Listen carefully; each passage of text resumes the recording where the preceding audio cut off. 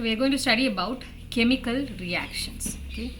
So before we go on to that, so consider this experiment of burning a charcoal. Okay. What happens when charcoal burns? What is that? Turns red. Yeah, I get you. Red. Yes, it turns red. Okay. Once Or it's turns red. okay. That's all. After like when the entire It process. also makes the fire. Okay, it makes fire. Okay, once the entire charcoal has burnt, what do you get out of it? Carbon. Ash. Ash, ash, or just ash, or anything else? Smoke. Pretty Smoke. much ash. Smoke. Okay, fine. All right. Okay. Basically, when you burn this charcoal or anything there, it turns into ash, and like simultaneously, it will also produce heat and light. All right. So in this process, you have taken a material and subjected it to a process, and out of this process, you get a different material. Okay. You have taken charcoal, you have subjected it to a process called burning, and you get the product like heat, light, and ash. All right. Okay. Now this is one example of a chemical change. You have taken one material and you end up with another material after the process is over. So I would like you to recall what is a chemical change and a physical change. We learned about it, no? What is a chemical change? What is the difference between a chemical change and a physical change? A chemical change is like when it changes physically, and a chemical change is when it changes chemically. What is that chemically changing and what is that physically changing? That you have to tell me. Like physically would be something like color. Mm-hmm. Color opacity. Color, yeah, how opaque it is. Okay. Opacity. Okay. Can you give me one example of a physical change and one example of a chemical change? A physical change would be iron rusting. Mm-hmm. A chemical change would be wood burning. Okay, iron rusting is not a physical change. See, iron has already turned into a different material, iron oxide. So that is also an example of a chemical change. A physical change would be a phase change, like ice turning into water. Alright, in a physical change, you don't have change in the chemical composition of that particular material. So H2O is the material in the ice form. It is the same compound in the liquid form when ice changes into water. Likewise, when water changes into water vapor, you have the same thing. It's only H2O. H2O doesn't change into any other material. Got it? Yeah. It's the chemical composition remains unaltered in a physical change. Suppose you are breaking down something. Okay, you are breaking a glass bottle. You break it into several pieces. Each piece still retains the same composition. It's not getting converted into another material. Got it? So that's a physical change. But in a chemical change, you are actually changing the chemical composition, the chemical formula or the chemical structure of that material. So in this example of charcoal converting into ash, charcoal was one particular material. Now it has decomposed or burnt and produced ash, heat and light. So its chemical composition itself is changing, and this is an example of a chemical change. Okay, so whenever substances undergo chemical change, you say that a chemical reaction has happened. All right. When a substance undergoes a chemical change, you say that a chemical reaction is happening or is said to have taken place. So a chemical reaction, you define it like this: when atoms of one or more substances are rearranged to produce one or other different substances. Just a minute. அப்பா கொஞ்சம் கதவு சாத்துப்பா Chris கதவு சாத்திவே காத்துறதுன்னு காத்துட்டே Ding dong. Yeah, so atoms of a particular element or different elements, they combine, they rearrange to produce a different substance. All right, so charcoal is one substance and ash is entirely a different substance. You see that? Likewise, when you talk about rusting, iron combines with oxygen to form iron oxide. Okay, so this is an example of a chemical reaction where the iron atom combines with the oxygen atom to form iron oxide, which is called Fe2O3. So it is entirely a different material, a new material different from the parent materials, or parent, the combining atoms. So such a process is called as a chemical reaction. And as a result of a chemical reaction, you end up with new substances and substances that have new properties. So the property of iron oxide is not the same as iron, right? Iron is a solid, oxygen is a gas, iron oxide is a solid. So iron oxide is not the same it doesn't have the same physical property as oxygen. One is a solid, the other one is a gas. Got it? Likewise, carbon combining with oxygen to form carbon dioxide, or hydrogen combining with oxygen to form water. See, hydrogen and oxygen are gases, but water is a liquid. So the property of the newly formed substance is entirely different from that of the combining elements. Alright, so such a change is called as a chemical reaction. So chemical reaction results in a new substance, and these substances will have different properties from their parent or combining elements. Okay, now there is certain specific technical term given to these substances that combine and the substances that are produced. Okay, so I have a particular set of substances that undergoes this chemical process, or I call it as a process, and I end up with a new substance. So in chemistry, you call this combining substances as the reactants. These are the ones that react. So you call them as reactants. Okay, and this process you call it as a chemical reaction. And the new substance that is formed, you call them as products. So reactants undergo a chemical reaction to form products. Alright, you get that? Yeah. Okay. So one example is carbon combining with oxygen to form carbon dioxide. So tell me, what is the name given to carbon and oxygen? CO2. No. From this, along this line, what do you call them as, carbon and oxygen? Carbon dioxide. Now I'm asking you whether they are called reactants, products, or what do you call them as? Reactants. Yeah, And oxygen. Carbon and oxygen are reactants. Okay, anything that undergoes a chemical reaction is called as a reactant. Okay, and the final thing that you get out of this reaction, you call that as product. So in chemistry, you don't call that as some substance combining to form a new substance. The technical term is reactants undergoing a chemical reaction to form products. Alright? Okay. So whenever we write a chemical reaction, each time you cannot keep on writing carbon plus oxygen, the entire full form. Okay. So we have learned about how to represent them using chemical formulas, right? Writing chemical formulas for elements and compounds. So you use the chemical formulas to represent a chemical reaction. So this above reaction can be written as carbon combining with oxygen to form carbon dioxide. So this way of representing a reaction using chemical formula is called as a chemical equation. Alright? Okay, so a chemical reaction is one wherein you have substances undergoing a process, a chemical change to form new substances, that is reactants undergoing a chemical reaction to form products, and the representation of a chemical reaction using chemical formula, you call such a reaction, such a representation as the chemical equation. So from now on, we will not use the expanded terms, like we don't write carbon in full or oxygen in full. We just write their chemical formula to represent them in chemical equations. Got that? Okay, fine. Now let's see some examples of chemical reactions. So we all know that this was the example that we did for ionic compounds, like sodium combining with chlorine to form the compound called sodium chloride, Na plus Cl2 giving NaCl.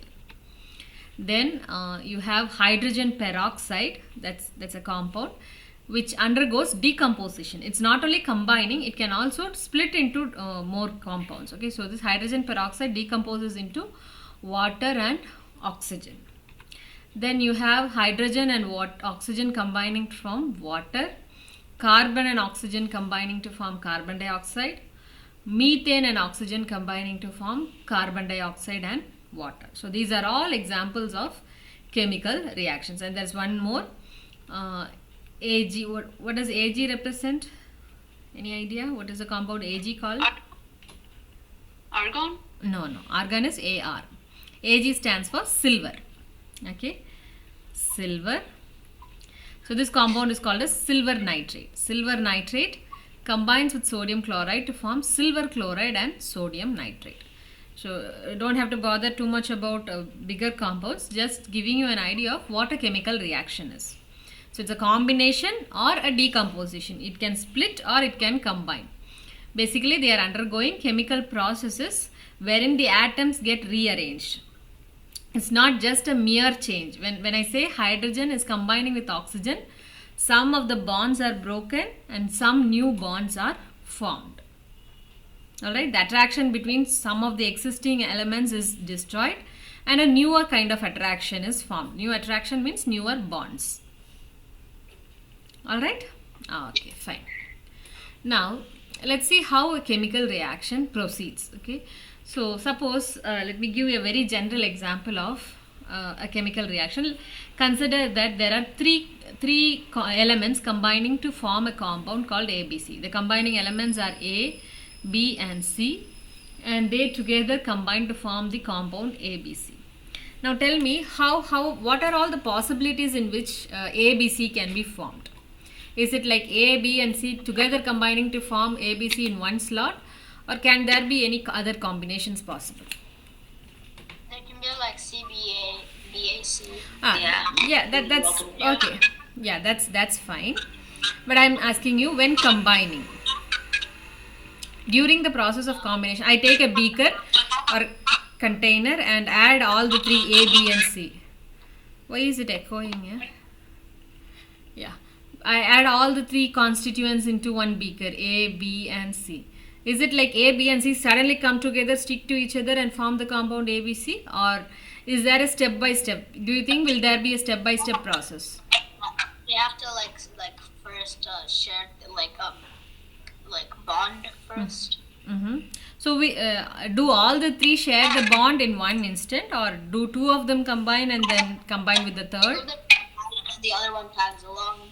Okay, so there can be possibilities like this. Okay, so first A and B can combine, and then the resultant AB compound can combine with C to form ABC. That's one probability, right?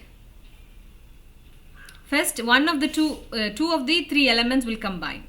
Out of A, B and C, A and B will combine to form a compound, and then this compound will combine with C to form ABC. That's one possibility. Now tell me, what are the other possibilities?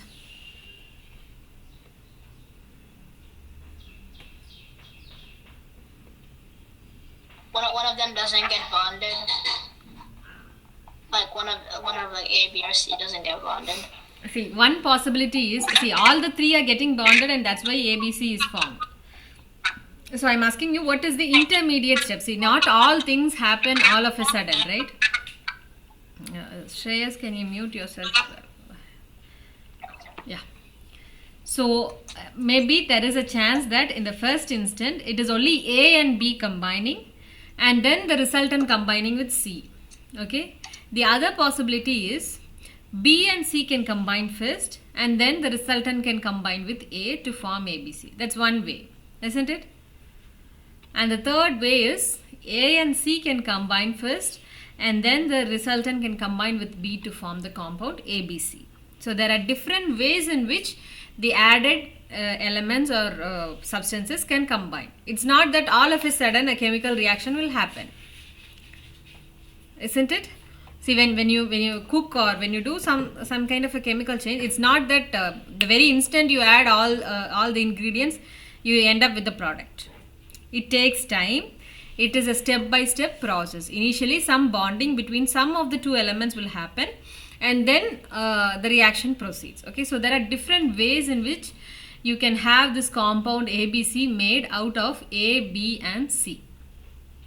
Alright, so there are 3 different combinations possible, or 3 different ways. Okay, so these ways are called as reaction pathways. Okay, these are the paths in which the reaction can possibly happen.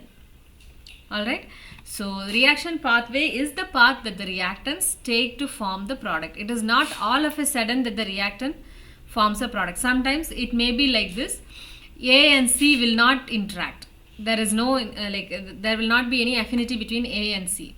So the only probable way is A combining with B to form AB, and the resultant combining with C.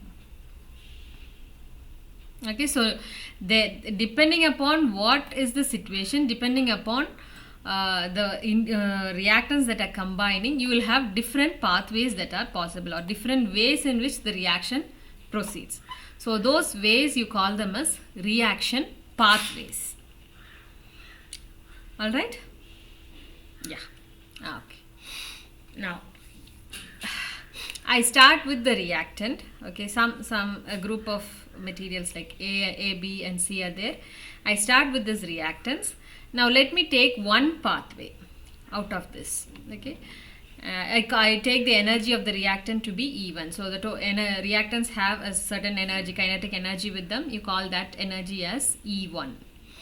Now the reactants combine and form an intermediate phase or a transition state with an energy E2, and in this transition state what gets formed is that A and B combine and C is just left. I am taking one of the pathway for the reaction.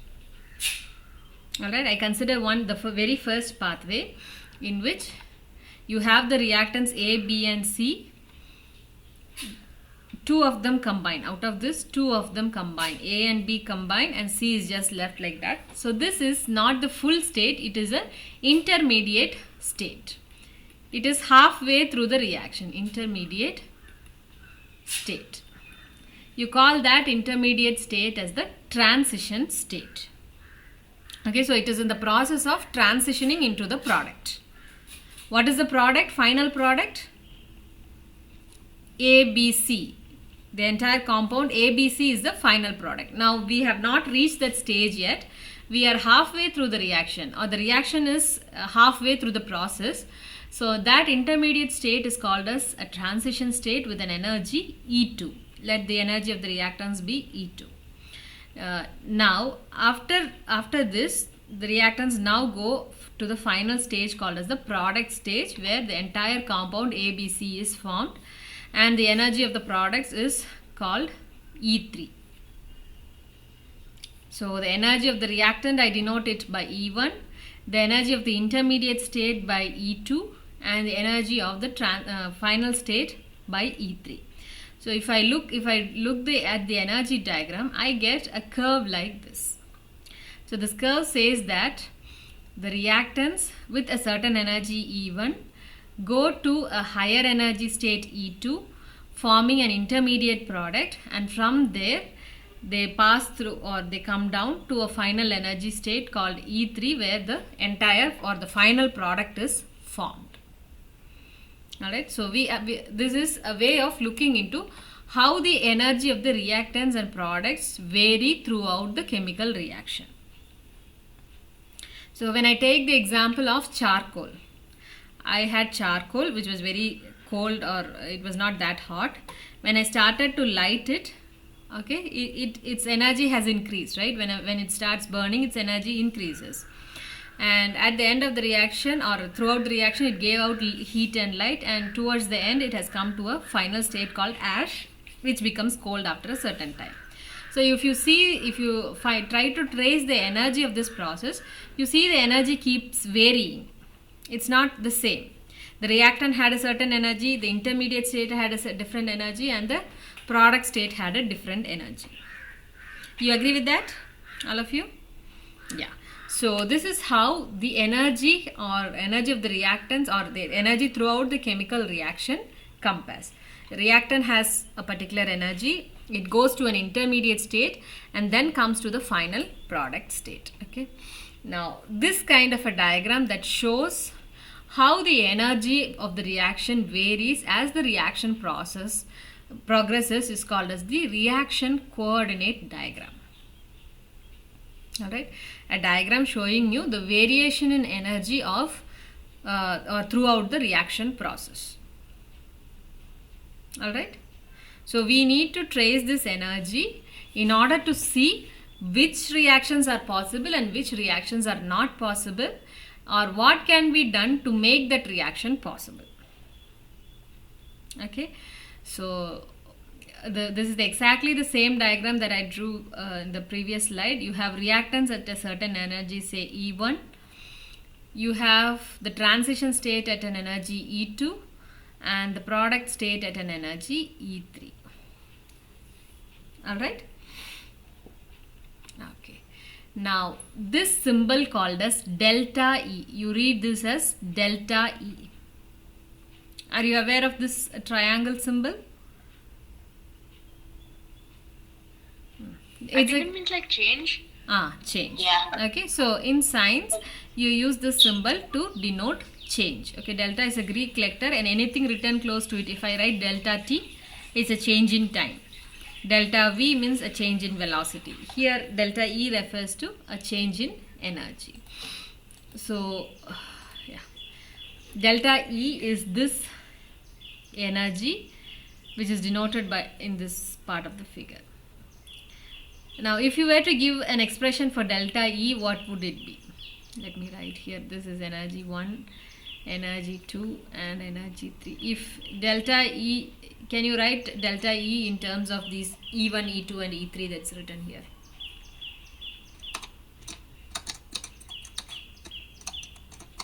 Delta E is this part of the curve, or this distance. How do you express it in terms of E1 and E3?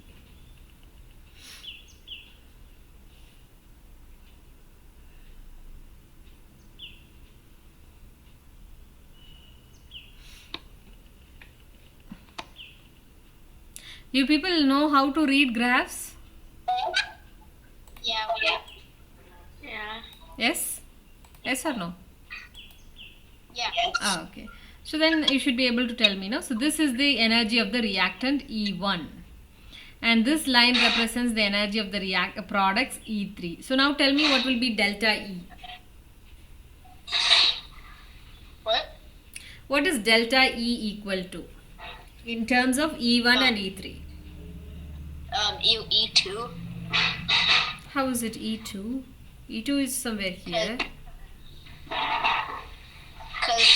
That's E2. Oh, sorry. Can I write delta E as E1 minus E3? Oh, yeah. Does that make sense, Yeah. Sid? No. No? No, yes. So delta E refers to the difference between the energy of the products and the energy of the reactants. Okay, so this is a specific term used to indicate or identify the type of chemical reaction. So I'll tell you what is that type. So for now, take that delta E refers to the change in energy. Change in energy means energy difference between products and reactants. And this term EA is the energy difference between the transition state and the reactant state. E2 minus E1 from the graph. This is E2 and this is E1. So the difference between them will give you the activation energy. Now these two energies have meanings. They have actual physical meanings or physical importance. Okay. So yeah, activation energy refers to the energy difference between the transition state and the reactants. And what is the, let's ignore this third sentence. Just tell me what would be the physical meaning of delta E and EA. The reaction, this is how the reaction proceeds. Okay, reactants with an energy E1 need to go to a higher energy E2 to form the transition state and then come to the product state. Is that clear? And reactants with energy E1, they cannot just simply go to the product state like this. This is not possible. Okay, They need to go through the transition state and then come back to the product state. So when I say activation energy EA, it refers to the minimum energy that is required to initiate a chemical reaction. So a chemical reaction will not happen just like that. Okay, I add in, for example, let me take hydrogen and oxygen combining to form water. Alright, you have oxygen in the atmosphere, and suppose you take hydrogen gas. Suppose you have a cylinder of hydrogen gas and just open the hydrogen gas and release it into the atmosphere. Will it form water? Will the hydrogen react with oxygen to form water? Just like that? I don't think so, no. Likewise,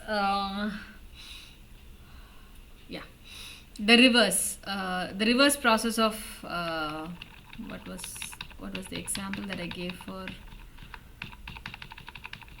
chemical reaction? Yeah, this one. When I take hydrogen, I take water, I can split it into hydrogen and oxygen gases. Okay, but this will not happen just like that. Alright, you need to supply some electricity. You need to supply electricity in order to cause this decomposition. Okay, so just like that, a compound will not undergo a chemical reaction. Not all reactions are spontaneous. That's the meaning. Okay, so if a reactant needs to be converted into a product, it will have to pass through a certain minimum energy requirement, and that minimum energy is called as the activation energy. Only if the reactants possess that minimum energy will the reaction proceed. Alright? Okay. Now delta E, coming to delta E. Delta E is the energy difference between the products and the reactants. So the meaning of delta E is it can be either the energy absorbed or the energy released during a chemical reaction. So some chemical reactions will need extra energy for it to happen. Some chemical reactions will release energy when it happens. So based on whether it absorbs energy or releases energy, you call them by specific names. So it is delta E that determines whether energy is absorbed or energy is released. Alright? Okay. So now look at this picture, the same thing. I have the reactants going to the transition state and then falling back to the products. Now how do you compare the energy of the reactants and the products? Is the energy of the reactant larger or smaller than the product? It'll be larger. In this case, E1 is higher than E2. Just look at the physical levels. Okay, E1 is at a higher level than E3, right? E1 is greater than E3. E3 is the product one. Alright? Yeah. So energy of the reactants is more than the energy of the product. So what happens to the excess energy during the reaction? Reactant had a certain energy. Now product has a lower energy, meaning some of the energy is going out of the reaction, isn't it? The reaction has lost some energy or released some energy. So such a reaction is called as an exothermic reaction. Exo means expelling out. Okay, energy is released during the reaction. For example, the burning of charcoal. Alright, it gives out energy in the form of heat or light. Heat and light. Yes? So this kind of a reaction where the reactants are at a higher energy than the products are called as exothermic reactions. Now there can be another set of reactions where the reactant is at a lower energy than the product. E1 is less than the product energy. So the reactant has to go through the transition state and come to a next higher energy level to form the products. So if this is the situation, what is happening during the reaction? Is energy expelled or is energy absorbed? Reactants have a lower energy and now the product has a higher energy. It's taken out. It's taken up. Energy is being taken in. Okay. So this kind of reaction is called as an endothermic reaction. Okay, so in this case, energy is absorbed. All right. So an example of an endothermic reaction is the melting of ice. Melting of ice. Okay. So during melting, what happens? The solid ice absorbs energy from the atmosphere and then forms liquid water. Right? It is gaining energy. Ice has a lower energy, and the product that is formed, that is water, has a higher energy. This is a physical change, but just giving you an example. Alright. So an object at a lower energy absorbs energy and converts into a different physical state. You call this as endothermic reaction. Endothermic means energy is being absorbed. Endo.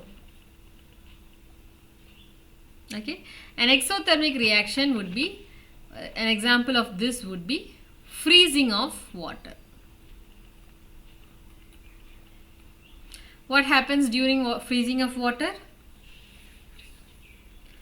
It's letting out heat. Yeah, the liquid water lets out the excess heat. That's what happens in a refrigerator, right? You keep water and liquid, the refrigerator works so that it removes the excess heat from water and makes it into an ice. Got it? So these are the two terms that will be used: exothermic and endothermic reactions. Exo means energy is released, endo means energy is absorbed. Okay, so now these are the reaction coordinate diagrams for exothermic and endothermic reactions. For exothermic, reactant is at a higher energy and product is at a lower energy. In endothermic, reactant is at a lower energy and product is at a higher energy. Okay. Now I told you this difference is delta E. Delta E refers to energy difference between products and reactant. Product minus reactant. Okay. Now in which of these two cases will delta E be positive and in which case will delta E be negative? Positive means the product energy must be higher. Negative means the product energy must be lower. When it's like at the bottom of the graph, like it'll be negative when it's at the bottom of the graph, and it'll be positive when it's at the point of the graph. Yeah. Here you have EP less than ER, right? Energy of the products less than the energy of the reactants. So what happens to this? If EP is less than ER, obviously this term will become negative. Delta E is equal to a negative value. Yes? For example, if product energy is 5 and reactant energy is 10, what do you get delta E as? If the product energy is 5 joules and reactant energy is 10 joules, what will be the delta E value? 5. Negative 5. 5 minus 10, isn't it? Akshaj, you get that? No? You want me to explain again? It's a bit confusing, but I understand it. Okay. Let me tell you. Suppose, imagine that the reactant is at an energy of 5 joules. Joules is the SI unit of energy. Okay? And, 15, okay? 15 joules. And the product is at 10 joules. Okay? Now, the definition of delta E is the product energy minus the reactant energy. That is the final energy minus the initial energy. So, what would be delta E here? 10. 10 is the product energy and 15 is the reactant energy. Yeah. So, you get negative 5 joules. So, you see that delta E is less than 0. Less than 0 meaning it is negative. Okay. Anything less than 0 you call that as negative, isn't it? Yeah. So for an exothermic reaction, delta E will always be negative. meaning the energy of the system decreases. Some of the energy is expelled out. So from the values of delta E, you will be able to tell whether the reaction is an exothermic one or an endothermic one. Okay, so when you go to higher classes, when you learn more advanced things, that time you will understand what is the significance of delta E. Okay, so how people use this delta E to find out the type of reactions. Okay, now let's come to endothermic. Now let me have the same values. Yeah, so this is at 10 joules and this is at 15 joules. Now tell me what is the delta E value. Delta E is by definition product minus reactant energy. So what is the delta? Still like Still negative 5? How is it still negative 5? Delta EP, what is EP? Product energy. Oh yeah, it's 15 it's 5. minus the reactant energy 10, which is 5 joules. Okay. So in this case, delta E is always greater than 0. So for an endothermic reaction, delta E is positive, or the other way to say that is it's greater than 0. Okay, so that's what is written here. For an exothermic reaction, the value of delta E is 0, less than 0, and for an endothermic reaction, it is greater than 0. So that is how you classify reactions into exo and endo based on their energies, energy absorbed or energy released. So in exothermic, energy is released, and in endothermic, energy is absorbed.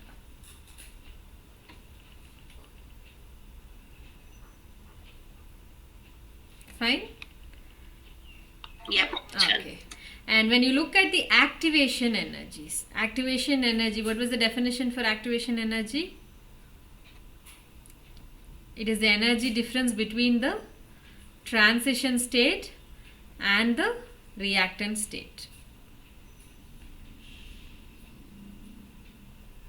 That's how it was defined in the previous slide. Right? Activation energy is the energy difference between the transition state and the reactant state. Okay. So if you look at this picture, which one has a higher activation energy? Is it an endothermic reaction or the exothermic reaction? If you want, I'll write it here. Activation energy is the energy of the transition state minus the energy of the reactant state. So for exothermic, this is the reactant state, this is the transition state, this height is the activation energy. For endothermic, this entire height is the activation energy. Now tell me which one has a higher activation energy? Endothermic. Endothermic. Okay, so you should always remember that an endothermic reaction will have a higher activation energy. Yeah. So an endothermic reaction will not proceed just like that. You will have to supply energy. So what ice cannot randomly convert into water. You have to mandatorily supply energy to ice. So that barrier which ice has to cross in order to go to the transition state is higher. That's what is meant. So endothermic reaction has a higher activation energy, meaning it will require a higher energy for the reaction itself to begin to happen. All right. Okay. So let me recall once again what we have done, and then we'll move on to the next. Okay. So we started with what a chemical reaction was. A chemical reaction is a change that occurs when atoms of one or more substances are rearranged to produce a different substance. The newly formed substance will have different properties than its parent or combining substance. Alright? And then you have certain scientific or specific terms given to these substances that combine. You call them as reactants, and the final substance that is produced, you call that as products. Okay, and reactions are usually represented using chemical equations, wherein you use chemical formula for the combining substances rather than writing their entire name. You don't write carbon plus oxygen. You use their chemical formula or chemical representations. Got it? Yeah. And then we saw some examples of chemical reactions. And then another important point is about reaction pathways. So reaction pathways are the paths in which the reaction proceeds. So you can have different pathways for different reactions, and these pathways will involve energy changes. Okay, so the reactant will be at a certain energy. It will go through a transition state at a different energy, at a higher energy, and then come back to the product at a different energy. So depending upon these energy changes, you have two different kinds of reactions, that is the exothermic and the endothermic reactions. So two different energy terminologies involved. One is the activation energy. One is the energy change, and the second one is the activation energy. So activation energy is very, very important. It is the minimum energy that is required to initiate a chemical reaction. Chemical reactions will not happen all of a sudden. It's not spontaneous always. You have to have, the reactants will have to have a minimum energy for them to combine. Okay, so that energy is called as the activation energy, and the difference between the product energy and the reactant energy, you call that as delta E. So delta E tells us whether a reaction is exothermic or endothermic. If you have a negative value for delta E, that reaction is exothermic. If it has a positive value, that's an endothermic reaction. Alright? Okay, fine. Now let's move on to the next topic about rates of chemical reaction. Okay. When I say rate, what does that mean? Rate of a chemical reaction. How fast? Yeah. Yeah. Like an average. Yeah. Mean. How fast? How fast? Not average or mean. It tells me how fast the reaction will occur. When I say rate, it refers to always a time quantity with time. Okay, you are associating the process with time. How fast is related to time, isn't it? When I say the rate of your heartbeat, what is your heartbeat rate? The normal heartbeat rate for human beings? 108. Yeah. What? No, 100? 98. 96, 96. No. It's about 72 beats per minute. Okay. When you are very much tensed or like you're afraid or some anxiety, you will have 98 beats per minute. Okay. So normal average, if you're cool, calm, it's 72. Kids may be having slightly different. Okay. But average human, it's 72 beats per minute. Okay. So you are associating a quantity with time, the process with time. So within a minute, it beats 72 times.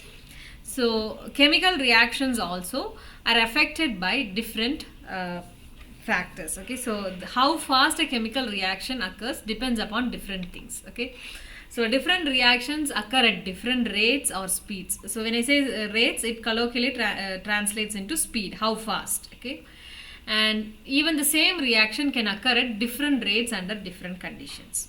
So for example, let me tell you, you take a beaker or a glass vessel or something, two vessels, okay, two vessels, the same quantity of water, and you add the same quantity of salt in both of them. All right, in one of the beaker, I just put salt and I leave it as such.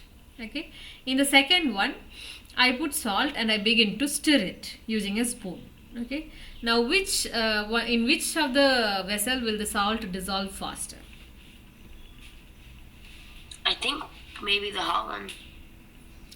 No, both are cold. One is left still and the other one is stirred. So in which one will the salt dissolve soon or faster? I think the stirring One that has been left alone.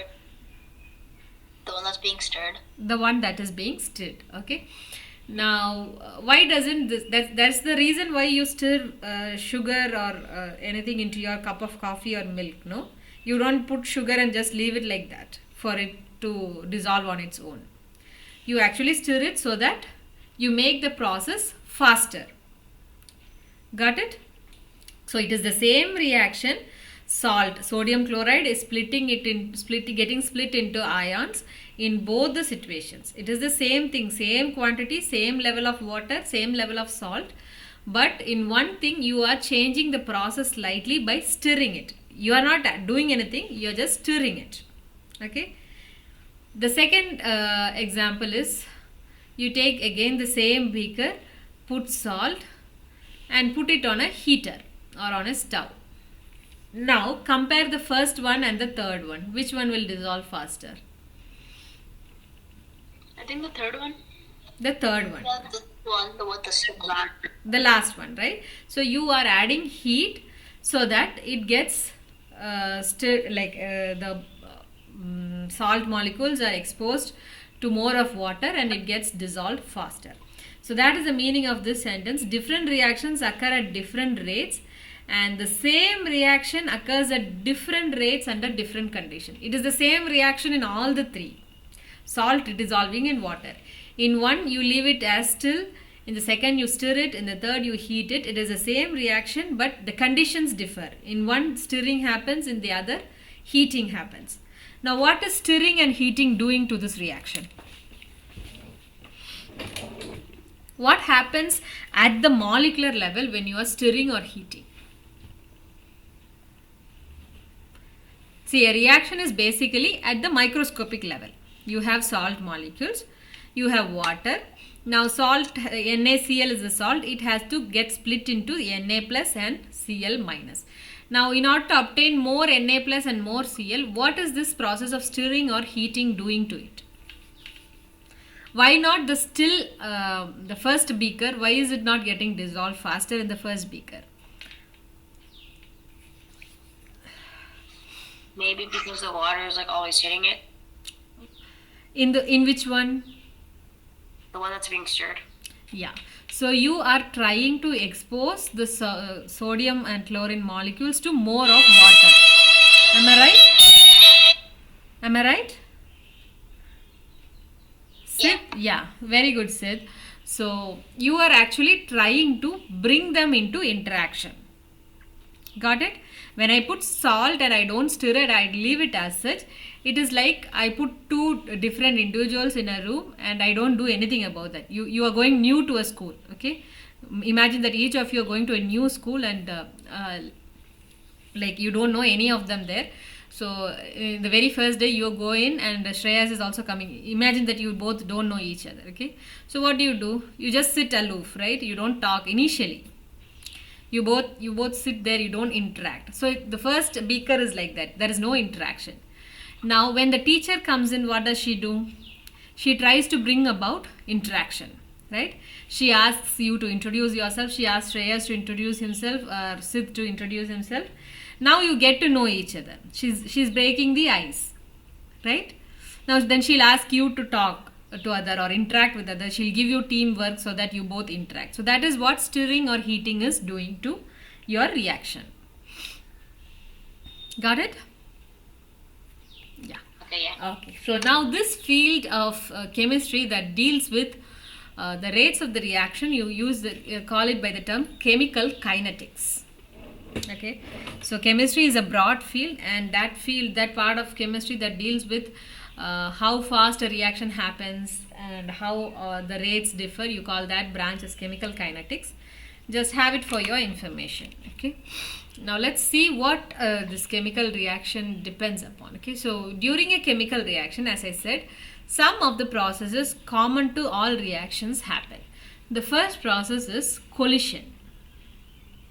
Alright. Whenever a chemical reaction has to happen, the particles in the reactants must collide with each other. Alright. The second process is that the particles must have enough energy to react. That is what is meant by the activation energy. The combining reactants must have enough energy to react. And the third one is the orientation of the particles. So they should be in a certain orientation so as to combine. Alright. The particles must have a proper orientation to react.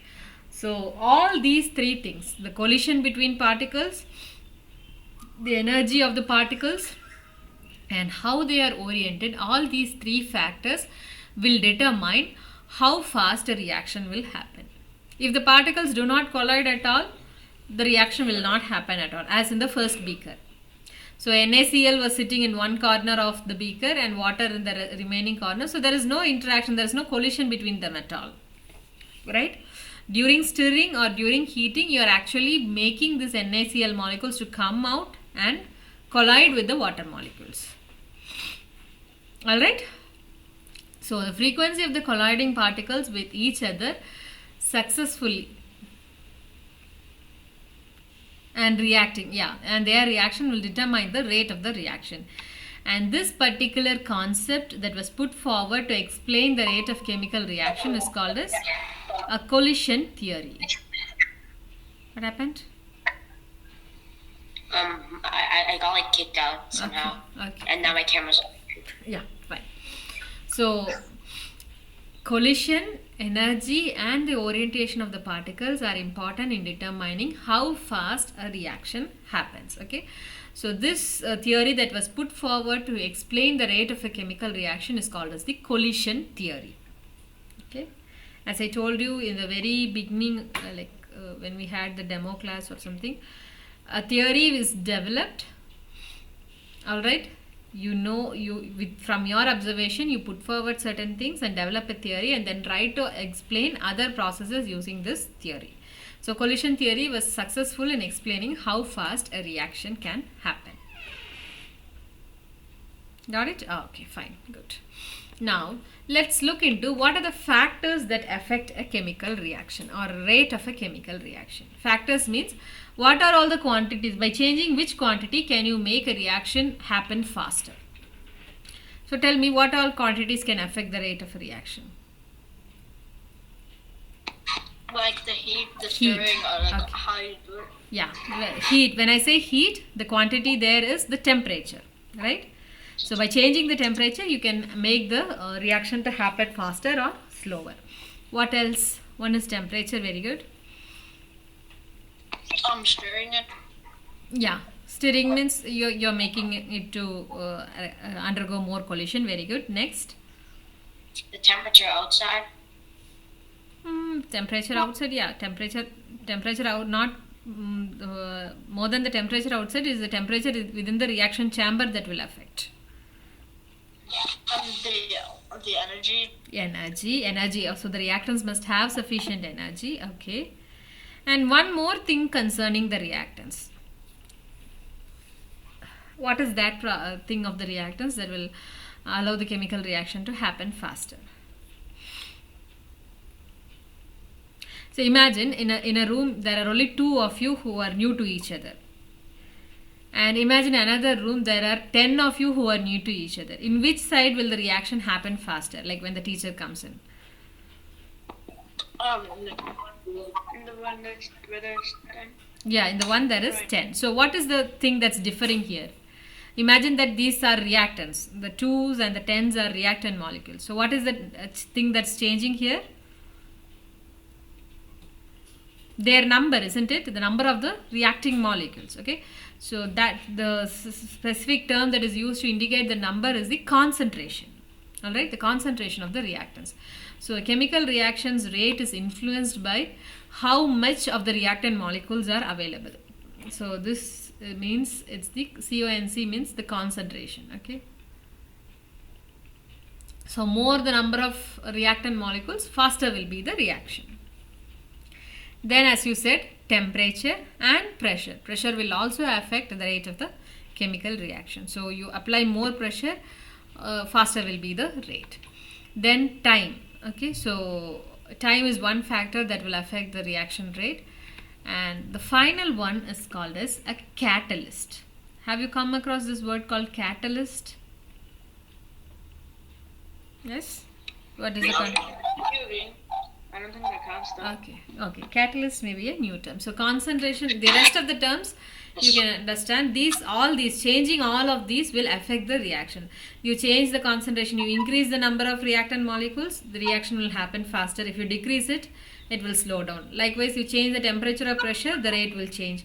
You change the time, you don't give enough time, the reaction will not happen. You give more time, the reaction will happen. And the final contributing factor is called as the catalyst. Now let's look into what a catalyst is. Okay, so a catalyst is a substance that can change the rate of a reaction. So in addition to the reactants, you add a third substance called as a catalyst. It is also a compound.